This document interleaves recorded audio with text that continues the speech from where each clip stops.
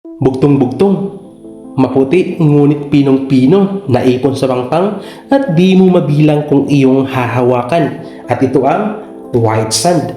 Natanong mo na ba kung saan nagmumula ang mga puting buhangin o white sand?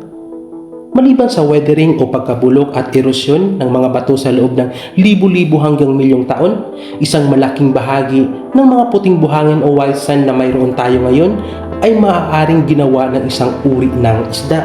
Oo, tama ang iyong narinig, isang uri ng isda na talagang nakakawaw.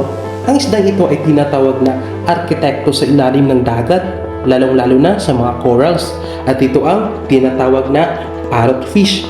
Kilalang-kilala ang mga parrotfish sa kanilang makukulay na anyo at may kakayahang ikubli ang mga amoy sa pamamagitan ng paggawa ng protective shield na gawa sa mucus. Bukod dyan, ang mga parrotfish ay may kakaibang gawi sa pagkain sapagkat kinakain nila ang mga algae sa corals at tandaan, hindi lamang sila kumakain upang mabusog at mabuhay. Sa bawat pagkagat at pagnguya ng algae, nakakatulong sila upang maiwasan ang tinatawag na phase shifts. Ito ang pagsakop ng algae sa mga coral-dominated system at tuluyang paglikha ng algae-dominated space. Sa tulong ng parrotfish, naiiwasang mangyari ito.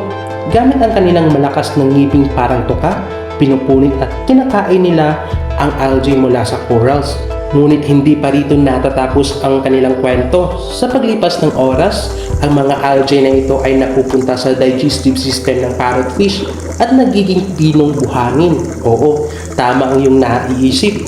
Ang dumi ng parrotfish ay buhangin. Minsan, umaabot sila ng 450 kilos na white sand o puting buhangin at iyan ang napuproduce ng parrotfish sa bawat taon. Sa baybayin ng Maldives, marami sa kanilang kahangahangang puting buhangin ay gawa ng parrotfish. Isipin mo, kung wala ang masisipag na islang ito, ang mga tropical na tanawin na kilala natin ngayon ay maaaring hindi na umiiral. Higit pa sa kanilang kakayahang makagawa ng buhangin, napakahalaga ng parrotfish sa kalusugan ng mga corals. Sila ang lumalaban upang mapigil ang sobrang paglago ng algae na nakakasakal at nagiging sanhi ng kanilang kamatayan. Ngunit sa kabila ng kanilang kahalagahan, ang mga parrotfish ay nasa panganib dulot ng overfishing at pagbabago ng klima. Ano ang maaari nating gawin?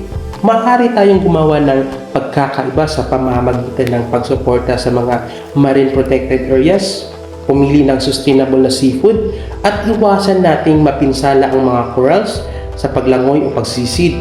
Sa ating simpleng hakbang, maaari tayong makatulong sa kaligtasan at pagpapanatili sa kagandahan ng ating baybayin, corals at karagatan. Kaya sa susunod na makita mo o maglalakad ka sa puting buhangin, alalahanin ang parrotfish, isang simpleng isda, ngunit may napakalalim na kontribusyon sa ating kaligtasan.